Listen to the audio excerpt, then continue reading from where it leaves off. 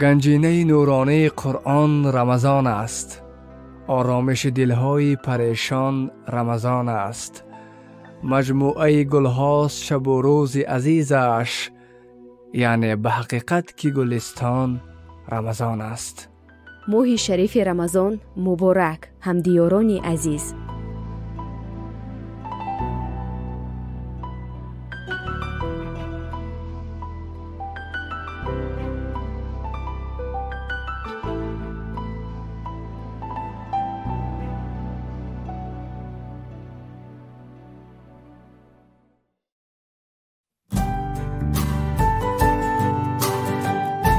اندر رمضان خاک تو زر می گردد، چون سنگ که سرمه به سر می گردد.